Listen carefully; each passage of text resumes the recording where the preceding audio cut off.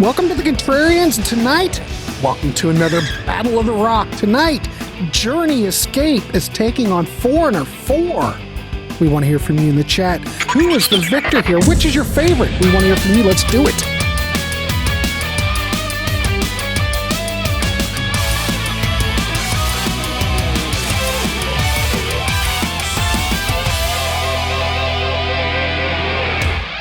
Welcome to the Contrarians and to another episode of Battle of the Rock. How's that?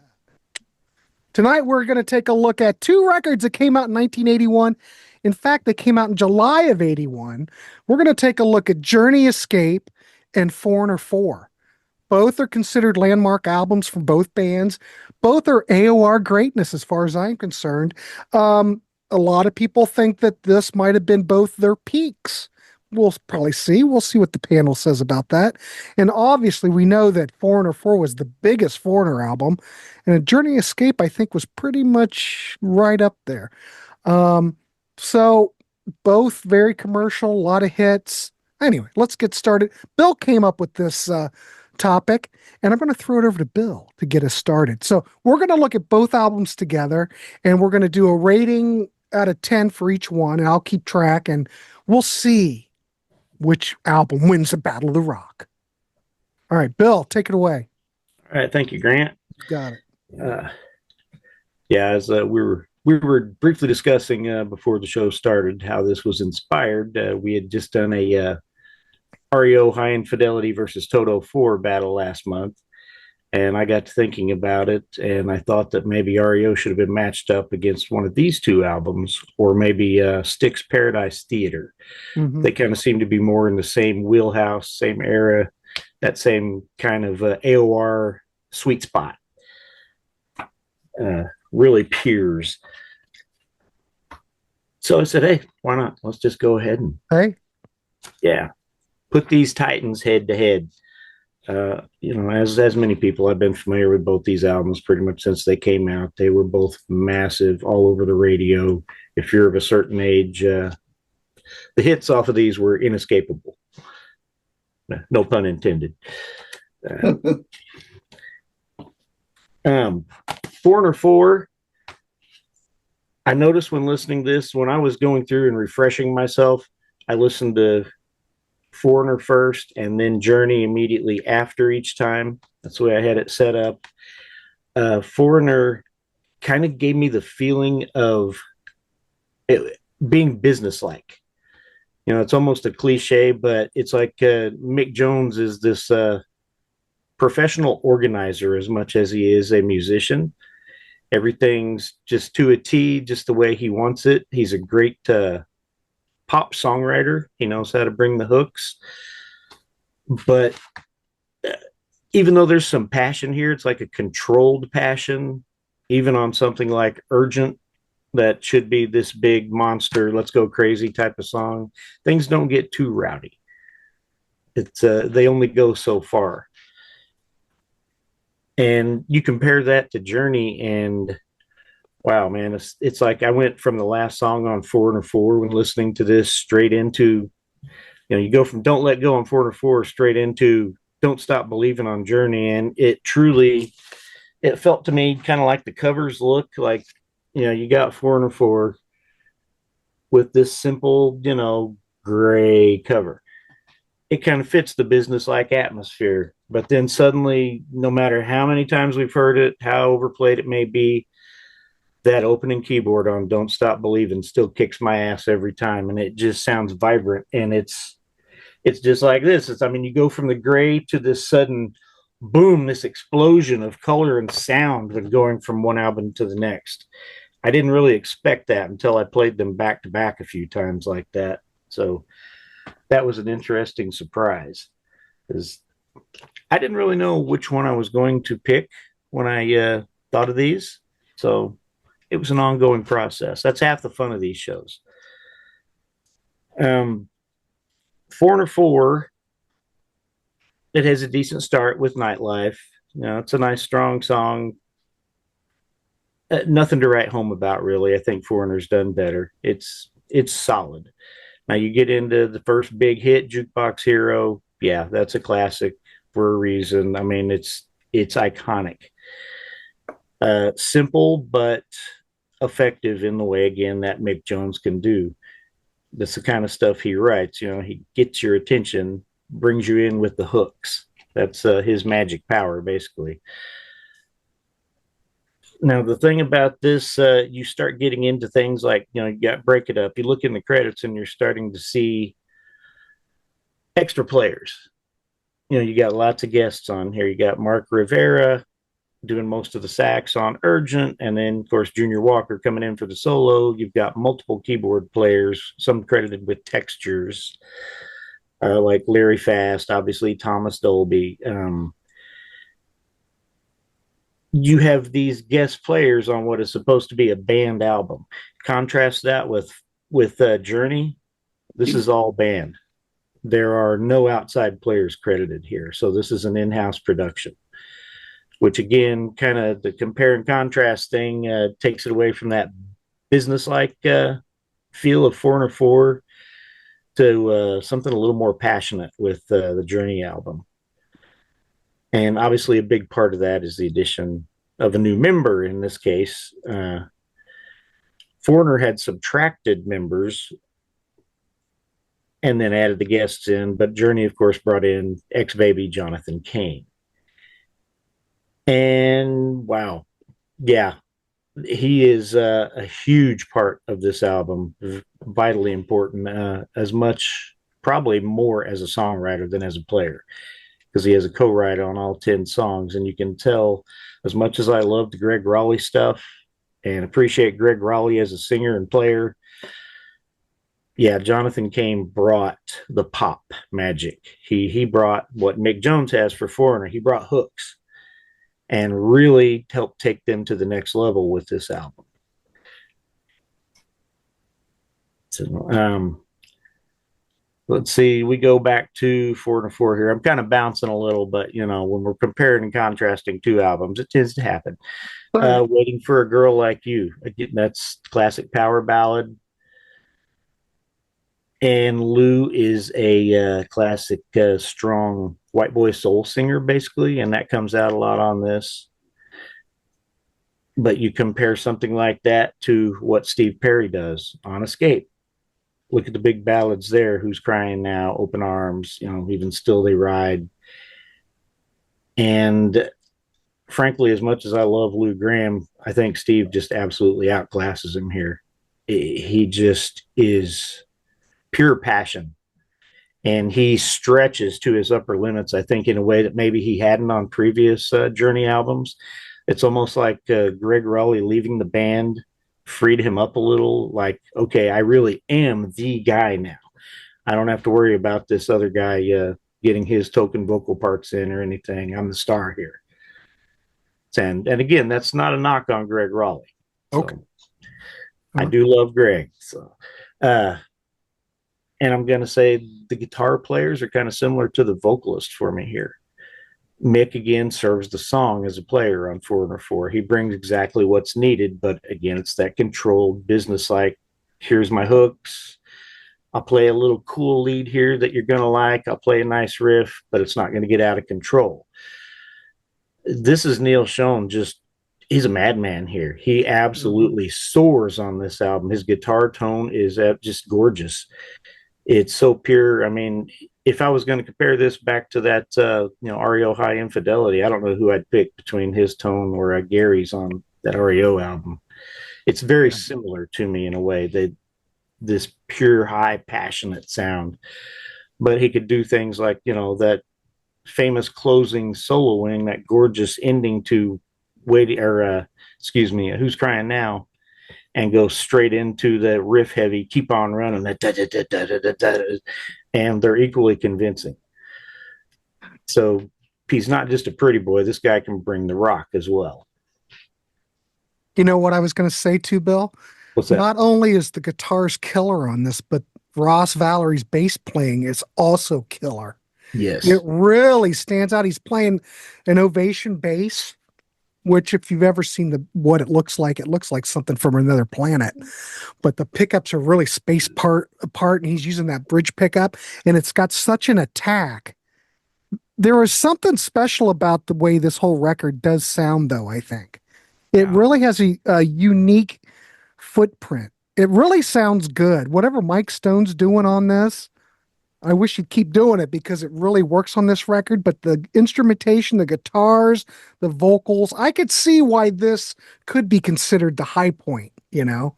Yeah. But yeah, the guitars on here are absolutely worth the price of admission. I will say that. Let's see here. Um, when I was listening to these albums, I thought Foreigner evoked memories of its era. It brought me back to my younger days, but Escape takes it to another level. It brought back more than my own memories. It almost evoked other people's memories. It evoked kind of this universal feeling of youth and vibrancy in life. It has a magic to it that I'd kind of forgotten about. I think I've taken this album for granted. Especially, I mean, that whole first side in particular is, mostly just songs about the joys of being young and alive and reckless. So the side is almost a theme in itself. We get a little bit more into different lyrical subject matter on side two, but I think on 404, I'm looking at the total track listing. I'm saying I dig the singles, the big hits, Jukebox, Waiting for a Girl Like You, Urgent. But really, Break It Up, Woman in Black, and Girl on the Moon. Those may be my three favorite tracks. But those 6 tracks aside, I think, like I said, Nightlife is serviceable. It's a solid opener. Luann is okay. It's catchy, but kind of fillery. I'm Gonna Win is solid, but not exciting. It's a basic Foreigner song. And Don't Let It Go, frankly, kind of disappoints me as a closer. I think it's the weakest song on the album. And to end an album with the weakest song, well, obviously, unless you think it's a great song, then this doesn't apply. But yeah, to end an album with the weakest song, that's no way to go. You got to close strong. And obviously, Journey does that a bit better, unless you hate power ballads. Because, you close with Open Arms. That is a classic, absolute, one of the all time power ballads. It's almost a prototype. I mean, and it's a metal song, too. Just ask the makers of the heavy metal movie. If you know, you know. If you know, you know, ladies and gentlemen. Yes. So yeah, I'm looking at Foreigner. I'm thinking there's a lot of really great songs I like a lot, but then there are some others that I'm thinking, you know what? I don't think this overall stacks up to, say, Double Vision as an album. No, I agree. I agree. Oh, no. But I still enjoyed it. I didn't want to skip anything, even the songs that I'm kind of mildly trash talking. I still enjoyed them while they were playing. They fit the album well enough. So I'm still going to give this an 8. Okay. For the overall strength of the best songs in particular. Now, Journey. Obviously, I've talked this album up quite a bit here. I was actually at work last night listening to the playlist, singing along, and I almost came to tears singing along with Still They Ride. I mean, the emotion in that song is just so raw. It got me. And there's a few spots like that. I mean, can you get through Mother, Father without feeling something? I mean, it's a powerful song. Right. And it's not their traditional, Moon, June, boy, girl, love song. It goes a bit deeper. And yeah, I really dig that about it. Essentially, in listening to these, Foreigner had no chance in the end. Obviously, I'm going to pick the Escape album as the winner in this battle, and I'm giving it a 10. Ooh. Yeah, Right. I didn't expect to. I was thinking maybe a 9.5 when I started because I know I love the album, but it really got me listening to this the last few days. And yeah, I think it's risen even higher than it used to be. I've tried to think of something like Eclipse as my favorite Journey album, but yeah, I can't be a cool hipster. This is it. This is their best. Let's be real. All right, cool. We've got an 8 for Foreigner and a 10 for Journey. All right, Bill. Excellent. Good topic. Thank you, sir. Let's throw it over to Mr. Nutt. John, what's your Okay. thoughts on these records? All right. Thanks a lot, guys. Okay. Some of these things you've heard from Mr. Schuster. And okay. Yes. I'll start with Foreigner. What I'll do is I'll do a track by track for Foreigner, do a track by track for Journey. Foreigner 4, we have Mutt Lang on here co-producing with Mick Jones. What's Mutt Lang very well known for with his production? Attention to detail. And you hear a lot of that here. There are a lot of hooks on here, but they're in places that you would normally not find a hook. But I will get into that. Nightlife, I'm with Bill. I think it's a decent opener. I don't think it's a great one. Interesting, though, when you listen to that guitar riff in the intro and the choruses, doesn't it sound Malcolm Young-like in its presentation? But then you have the keyboards complementing it. Mm-hmm. And then you think about that. Mutt Lang is in between producing Back in Black, and For Those About to Rock, we salute you. So it's a nice opener. It rocks because of the guitar work on here. I don't think it's great. Jukebox Hero is another story, though, because this is books galore. And I was talking about where do you find these books in crazy places. The beginning of the first verse of all of the verses. It's just very atmospheric. You hear that keyboard in the distance, guitar in the distance, and just Mick's voice. Or I'm sorry, Lou's voice. And then Mick comes in with that guitar chord, and then Lou is going into a higher range. He's shouting the vocal here. And it just keeps building and building until it goes into that chorus. And we got that great call and response. Jukebox Hero with stars in his eyes. And that's a very efficient yet memorable chorus. Then you got the kick-ass guitar solo in here, just as probably as hard as Mick Jones would ever rock with Foreigner. Mm-hmm. Very memorable song. I saw this chart at number 26, but if you were listening to FM radio back in the day, you would have swore this was a big hit on the same level as the other hits I'm about to talk about, because this got played all the time and it has endured very well. You still hear Jukebox Hero. The band still play Jukebox Hero. They're not going to do a live show without doing Jukebox Hero. Break It Up also charted at number 26. I don't think you heard it on the radio after 1982 or 1983 because it's just average. It does have a bit of a new wave bent with the keyboards in it. You got a nice chorus to it.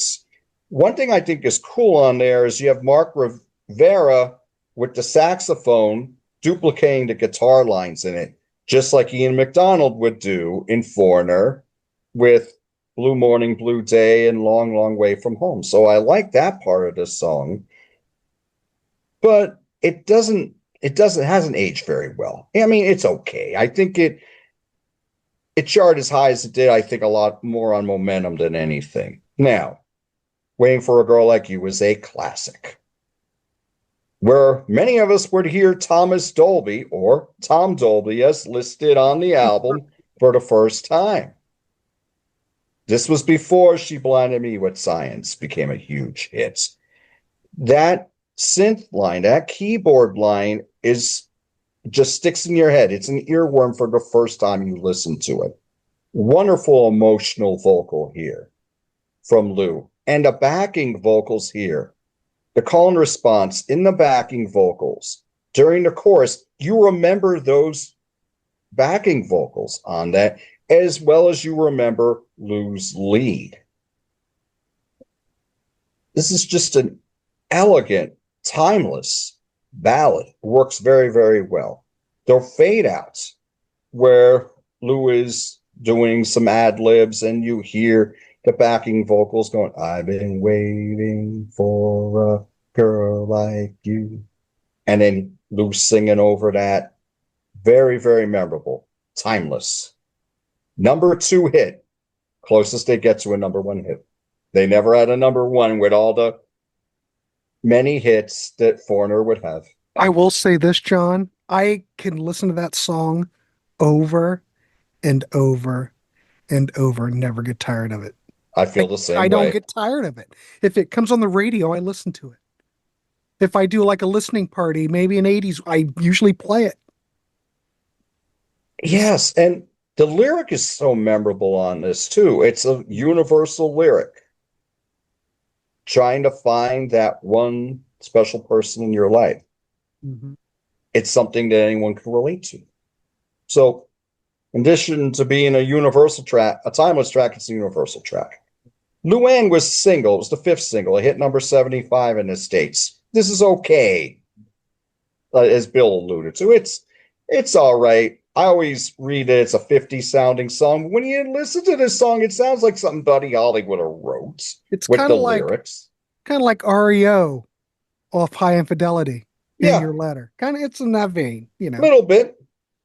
It's just more, it doesn't have as much emphasis on the keyboards on it like the REO song. I mean, it's decent. Then we get Urgent. We got that cool funk bass line from Rick Wills here, complemented by the guitars of Mick Jones. I think they sound wonderful together. Again, we have a great lyric on here, a fantastic vocal performance from Lou.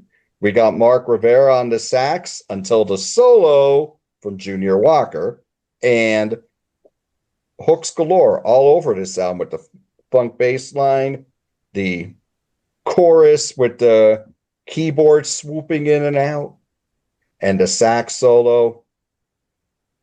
Number 4 hit. First single off the album. Still sounds great today. Yep. Then we go into I'm Gonna Win. This is more dramatic.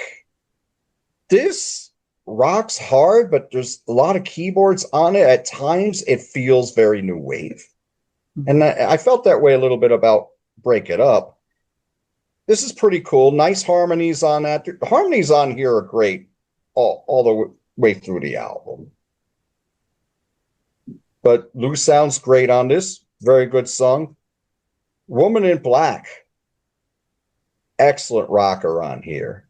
Letting those guitar chords ring in the chorus. We have a fantastic chorus on it. Great lyrical guitar solo for Mick Jones. One of the great lyrical guitarists out there. And we're going to talk about another great lyrical guitarist in a few minutes. Girl on the Moon, the other ballad on the album, but where Waiting for a Girl Like You is carried by the bass line and a vocal melody and the keyboards. Now it's just that guitar carrying the rhythm on it. But it's staying in its lane. We're never going to get heavy. We're not going to get dramatic on here. This is not a power ballad. Neither one of the ballads on here were. We got another great vocal performance from Lou. We got another great solo from Mick. But we're still staying in that vein, or that lane, I should say, as far as just keeping it mid-tempo melodic. Don't Let Go. I'm with Bill. It's my least favorite song on the album. It's okay. It's kind of poppy. The chorus is nice, but the call and response, it doesn't really stand out for me. So I'm going to go opposite here with the formats. I give this an 8.5 because the highs on it are very, very high. Just particularly the 3 singles that you still hear to this day: Woman in Black, Girl on the Moon. Now, Journey Escape, produced by Mike Stone. Most successful album he would ever produce, and he co-produced Whitesnake 1987. And he co-produced April Wine's Nature the Beast. He produced Journey's Frontiers. Engineered for Queen. The big albums, the best albums for Queen, the 70s albums for Queen. So, to me, this is one long highlights. Don't Stop Believin' has not aged one iota since 1981. So many generations know this song and love this song. This is a song of perseverance, something that anyone can relate to, but most notably, we related to it with our youth because we have the future ahead of us. Fantastic pre-chorus on here. Nice guitar work from Neil Schon. He has so many great lyrical lines on here. Wonderful chorus that ends the song. Don't Stop Believin', Hold On to the Feeling. Excellent track. This was a number 9 hit. But the way you hear it all the time, you figure it was a number 1 because it's aged so well. Stone in Love. We got the call and response between Steve Perry's lead vocal and Neil Schon's guitar. The bass lines on here, as Grant was alluding to. Excellent. That's what I love the most about this production, that you can hear Ross Valerie so well on Right here. out front. And Exactly. It's really key to the songs too. I think it's so predominant, and it's almost just like a riff unto itself. Because even his bass parts are very memorable. We normally don't hear Ross quite so up front. You know, I love it for that. I agree with you, Grant, because we didn't hear him as well on Infinity or Evolution or Departure like we did here. The bass lines here are awesome. Wonderful chorus on here. That lyrical solo, that long lyrical solo during the fade out is one of the best solos I've heard Neil ever do. And I think Neil and Carlos Santana are like the best as far as the guitar solos you can sing. And this is Exhibit A right here. Who's Crying Now? Now we got the mid-tempo ballad led by Jonathan Kane's piano and the bass lines from Ross complementing the piano. Excellence. Elegance. What a wonderful chorus on here. And the harmonies on it are excellent. Again, Neil's solo at the end. You can sing it. It's fantastic. This was the opening single on the album. This hit number 3. Then we go into Keep On Running, that driving track. Celebration of youth in this. Excellent. Steve's vocal on here is excellent. He is really going high on some of these notes on this one. Still They Ride, 4th single, hit number 18 in the States, I believe. This is very, very tasteful in its execution. I love the beginning of this song, the first verse, where it's just Steve singing, and you hear Neil's guitar, but it's way down in the mix, but it sounds, the way it's recorded, it sounds elegant. Mike Stone's recording on here is wonderful. And I was saying the bass, it's just everything he does on here. Steve Smith sounds fantastic too. Let me not forget him. Yeah. One of the best drummers alive. And he always played for the song, just as everybody else on here does. Steve Smith and Ross Valley particularly. Still They Ride is wonderful. And we forget about this song sometimes because the first 3 singles were so huge and so iconic and have aged so well, but Still They Ride is wonderful. So Bill was talking about getting emotional, singing a song on this album. For me, it's Escape, the title song. I think this is my favorite song by Journey. And it's just hook after hook and so many different movements. You could say it's almost like a progressive song, but it's so upbeat, it doesn't feel like a progressive song. The call and response between Steve and the band throughout this is excellent. The bridge, the musical bridge, which builds in momentum before we go into that next vocal bridge, is fantastic. Great song of perseverance, just like Don't Stop Believin' is. It wasn't going to be a single, but it's just a great album track. But when I first heard this album, first heard this song, I mean, this is the song that always grabbed me. And very dramatic, but again, it's a very positive song. And it's a classic to me. Then we go into Lay It Down. Lay It Down's just a kick-ass rocker. We got a nice call and response in the vocals between Steve and the band again, the pre-chorus. There's a reason the band didn't play this live on the Escape tour. I don't know how much they played it live after, because Steve's singing on here's off the charts. You got to save your voice for the rest of the show. I don't think he could have hit these high notes early on and then continued the show. I mean, he goes really, really high on this. Excellent upbeat rocker. Great song. Dead or Alive, now we're going into a very fast pace. This is the fastest song on the album. Jonathan Cain's piano on here. It's almost like boogie woogie piano. It sounds great. Wonderful delivery on here. Excellent chorus on here. Neil Sean plays Guitar Hero on this one. His solo on here. Now he's ripping. He's not doing something you can sing. He's just going off. You know? Excellent. Mother, Father. Very dramatic and haunting. Not just in Steve's voice, but in the whole band, what they bring to this. That guitar solo from Neil on here is very, very moody and moving. Excellent. Great chorus on here as well. Great harmonies. And then we get into Open Arms. The piano ballad closes the album. Number 2 hit, as I alluded to before.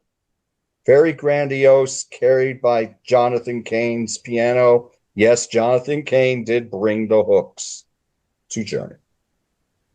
Short guitar line on here that's complementing the piano line in the middle, and just a little bit of guitar at the end during the fade out. But this is a classic. Again, just like the other singles off this album, and as far as like the adult contemporary charts, like Waiting for a Girl Like You from Foreigner 4, this is a classic. It is aged very, very well. It is fantastic. And Steve's vocal performance is very elegant and moving. I'm with you, Bill. Oh, 10. boy. Holy crap. Look at that. Wow.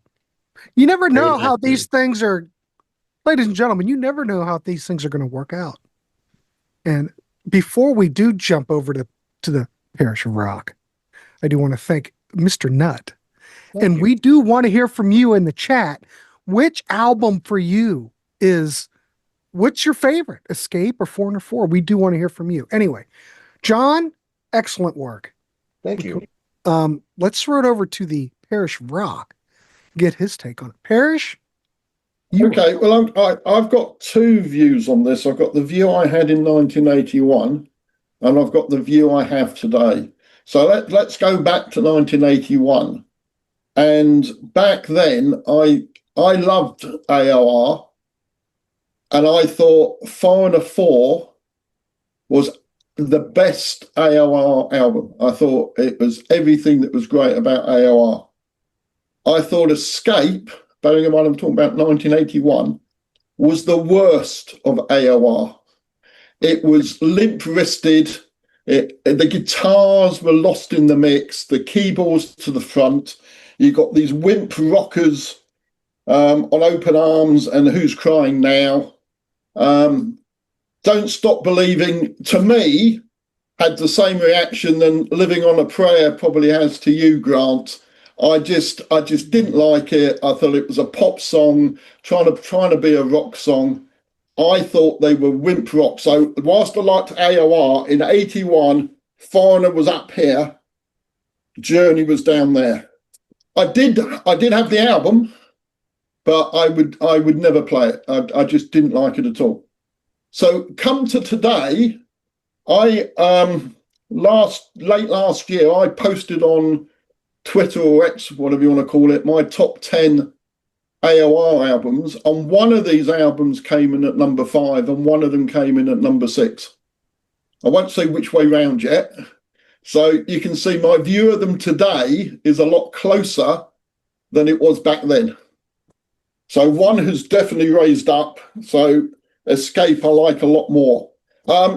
If I was to sum them up, if I go to the vocals to start with, Lou Gramm is probably my second favourite singer of all time after Robin Zander. So to me, whilst I like Steve Perry's vocals, I've got no issue with his vocals, they're not as good in my view as Lou Gramm. I just think Lou Gramm's got one of the best rock vocalists of all time.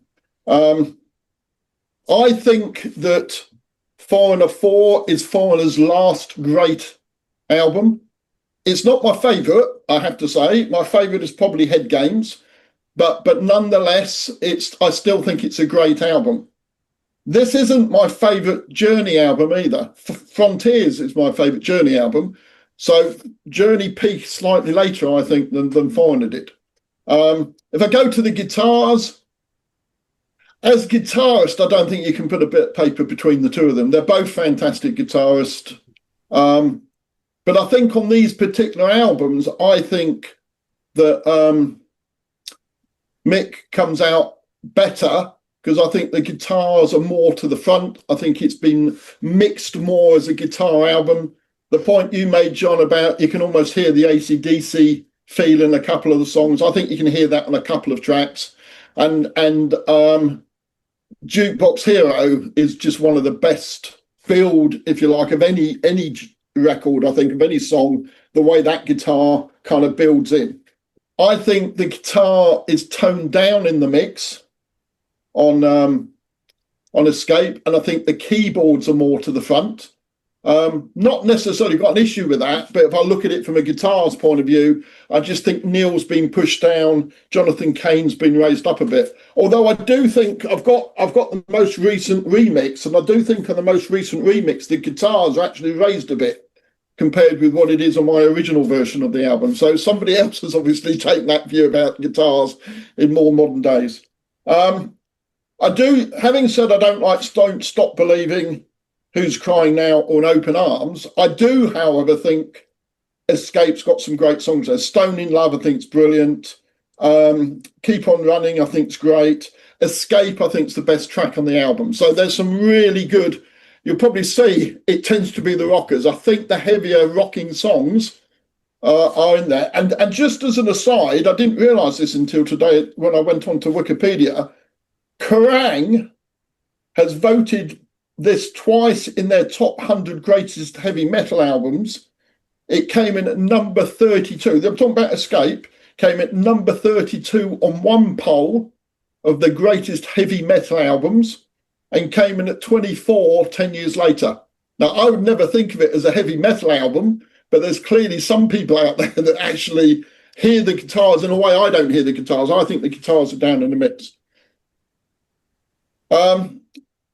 If I go to Foreigner for a moment, I think I disagree. I think Nightlife is one of the best opening tracks of any album. I think that's a great song, Nightlife. Jukebox Hero, I've already said, is brilliant. Break It Up, I think, is good.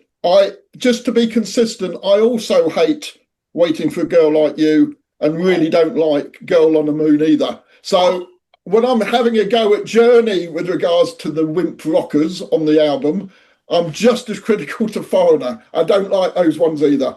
So one of the things I don't like about AOR is I think that when they do ballads, AOR bands, when they do ballads, they might as well be Barry Manilow in my view. I just think they lose any balls whatsoever. They're neutered when they come to doing ballads. And not just these two bands, I think that's pretty much you can say the same.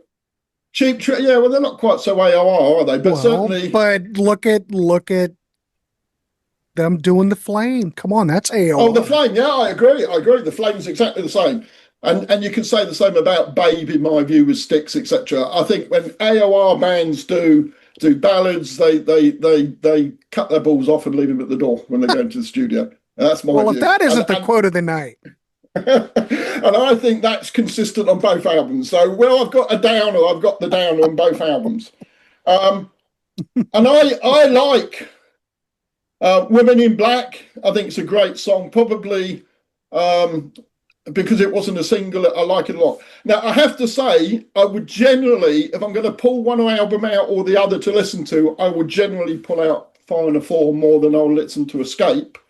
But over the last few days, I have found Escape to be the fresher album, maybe because I haven't listened to it as much as Fire and a Four. So over the last day, I've really enjoyed, actually, apart from the tracks I don't like, I've really enjoyed really enjoyed Escape. So coming down to which one do I prefer, the answer is on the album covers. Because if you go to what is the best album, go to what's the best album. Journey tell you it's Four.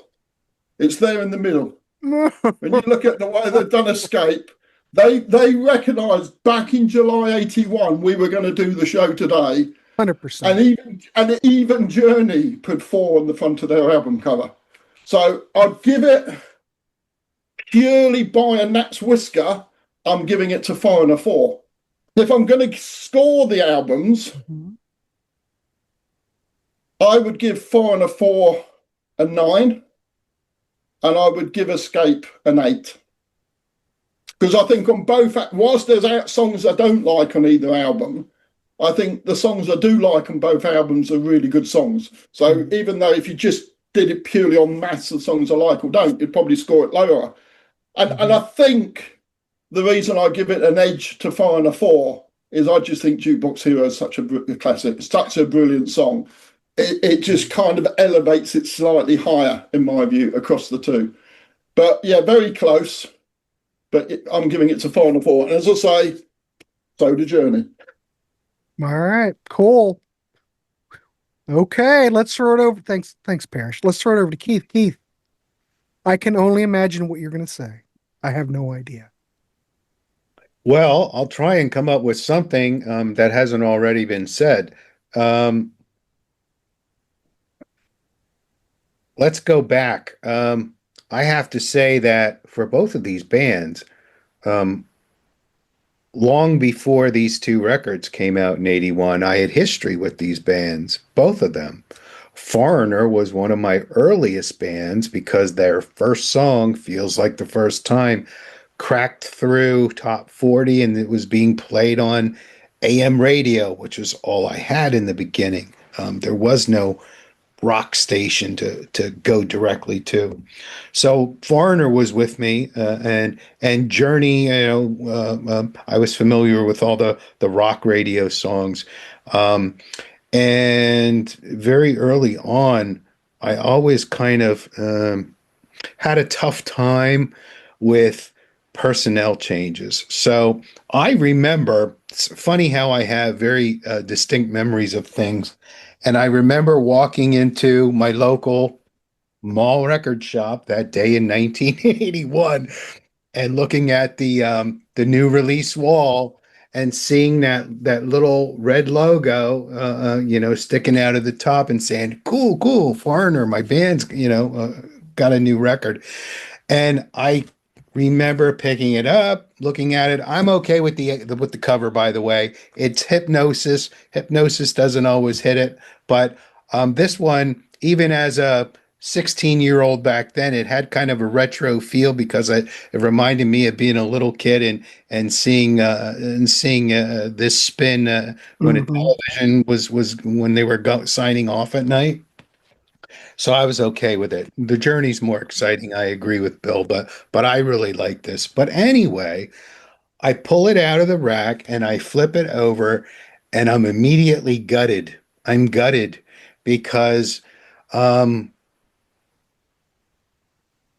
band goes from a 6-piece to a 4-piece. And even those 4 pieces, there's a change there.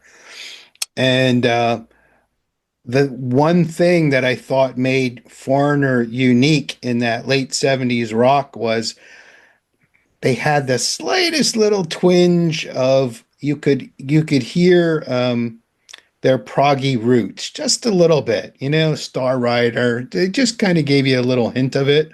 And I thought, where are the rest of the guys, And then when you look at the credits and you see they bring in this Tom Dolby dude and some other people that are playing synths, it just didn't make a whole lot of sense to me. But they were my band, and I bought the album, and when I got it home and listened to it, I was just as just as bummed as I was as reading the credits. This was not my Foreigner. Okay, then there's Journey. The thing that made Journey so unique that I loved about Journey was those trade-off vocals between Steve and Greg Raleigh. Those were my favorites. Mhm. On the previous album, Departure, one of my favorite Journey songs called Someday Soon. It's the best of that trade-off vocal between the two of them. So to hear that Raleigh was out and there was a new guy in, and I knew who Jonathan Cain was because I was a Babies fan. And when Jonathan Cain came into the Babies, the first album was still very Babies, but then the final record, there was definitely a change in direction. So is Jonathan Cain the ruiner of bands, or what's going on here? So I was not a fan of either of these, but it's 1981. I'm 16 years old, and hanging out with the guys and listening to Priest and Maiden and all that stuff was all fine and dandy. And I've said this before, and I'll say it again. There were certain records, certain bands that, if you went to a party that was a mixed crowd, you couldn't be playing that stuff. Or, if you took someone out, you had to you kind of had to put up with things. And so they're not horrible, and you put up with them. So that was my initial take. I wasn't really thrilled with them. There were a couple cuts on each that were okay. Fast forward all these years later, they're held in high regard for good reason. They have some of the biggest songs. They probably were. I didn't look up any stats, but I'm sure they were the biggest sellers by both bands. There are highlights and low points for each. Everyone pretty much hit on that.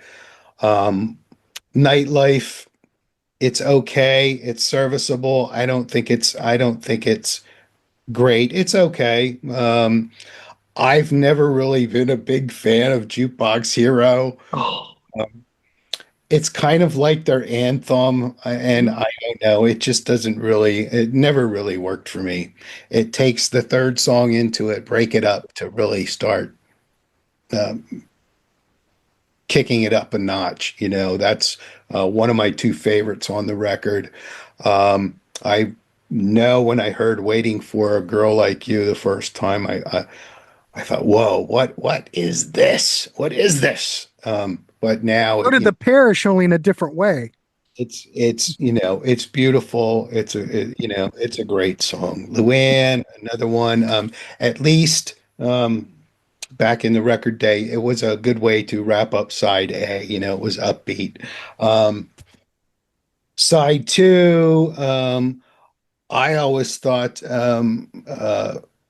Urgent was so odd sounding and different for the time. It wasn't, you didn't, nothing else on rock radio sounded like that. That funky bass Mm-mm. line, it had Yep. really did have a unique sound of its own, and I'm okay with that. At the time, I didn't like I'm Gonna Win, but I have to say, over the last couple of weeks that I've been listening to these things off and on, that's really grown on me. I'm okay with it. And my second favorite cut on the record, Woman in Black, is in there. I love Girl on the Moon. I love that atmospheric keyboard in there. I've always enjoyed that kind of thing. And just as everyone said, Don't Let Go. What a shame. What a terrible way to wrap up the record. It's just not very good. I don't like the girl background singers in there. It just doesn't, that song just really doesn't work for me. Uh, and then we go move on to Escape, and I guess I'm odd man out here because I do not like Ross Valerie's bass sound on Oh, this. I love it. He's Did I say good, that out loud? Oh, good shit, where did show? player, but I don't like the sound of it. I And, think it sounds cool. our grand poobah, Martin, has often talked about several Kiss records and Gene Simmons bass sounding farty. Gene Simmons bass sounds, I think, sound great. If you ever listen like isolated, or if you just listen to rock and roll over and listen to his bass, Well, he sounds great. not so much those records, but the kind of those very end of the 70s, like Mm. Dynasty. And I think the sound, I'm not saying he's not a good player, but the sound of the bass, I don't like the sound of it. But that's minor. That's Um, it. Sometimes what bothers me most about Steve Perry is that over the top operatic thing that he does. It's a little too much, and he does that here on a couple tracks, but he has a couple tracks that he kind of keeps it low key, and those are my favorites by him. Don't Stop Believing. I don't really have to say much about that. Stone in Love is one of my favorites. Keep on Running's decent. Who's Crying Now? They're those songs that we've heard so much we don't really need to hear them again. But I also believe that when you sit down and listen to the whole piece, it's perfectly fine. Um, one of my favorites on here, if I had to pick a favorite of the more ballady songs, Still They Ride. That one, Jonathan Cain's piano on that is so clear and crisp and pure sounding. It's really beautiful. And what I love about that is Steve does not oversing it at all. He just keeps it um, eh, just keeps it low key, and it works for me. Escape is the rock is another rocker. Lay It Down. By the time you get to the end, I start getting, ballad overload. I do like Mother Father. If I had to pick Mother Father, one over the other, over Open Arms, I would definitely go with Mother Father. Um, but we all did what we had to do, and I always had copies of those because you had to have music that everyone could enjoy. And like I said, all these years later, listening to them now, the last couple weeks, they're both really good, solid records. And So, what would you give him? this is always tough. Um, Come on. I don't pad stuff. I try not to overrate these things. I believe that I would, like Parish, lean more towards the Foreigner record than the Journey record. So I'm going to have to give Foreigner the higher score. I'm going to go with a I'm going to go with a 7.5 on the Foreigner, Okay. and I'm going to go with a 7 on Escape. Well, see what we got. Oh, geez. 657. I would love to go into it, but I have another show. We have another show at 7. I'm not going to go into it, but I will give the scores of this panel. And we've got Foreigner has a 8.25 and Journey has an 8.75. Journey, ladies and gentlemen, is the winner. But I can see everybody's, because I don't think either. Go ahead. I was going to say, well, it is the 24th best heavy metal album of all time. So, you know. Open Arms, one of the best metal songs in a movie ever. Who's ever going to disagree with what Kerrang readers had to say back in the 90s? Eh? So, exactly. Yeah. All right, cool. Let's wrap this dog up. We do want to hear from you in the chat. Which is your favorite, Journey or Foreigner 4? The panel gave, well, it's an average, but we all gave it, Journey was the winner. We do want to hear from you. If you'd like to be on these panels, we'd love to have you. We have a Ko-fi. Buy us a pint or a cup of coffee. We'd appreciate it. We also have a Patreon. Shows go up early. Martin's been busy. There's been a lot of activity. A lot going on in the Contrarians anymore. We also take donations. We're here just to talk music, to turn you on to stuff. Whether you like Journey more than Foreigner, it's all good. We're just trying to turn you on. That's all it is. That's all we're about. And I want to thank tonight's panel, Keith, the Parish, John the Music Nut, and Bill. And we will see you on the next one. Gentlemen, keep it clean. We will see you on the next show. And thanks for doing this. It was always fun.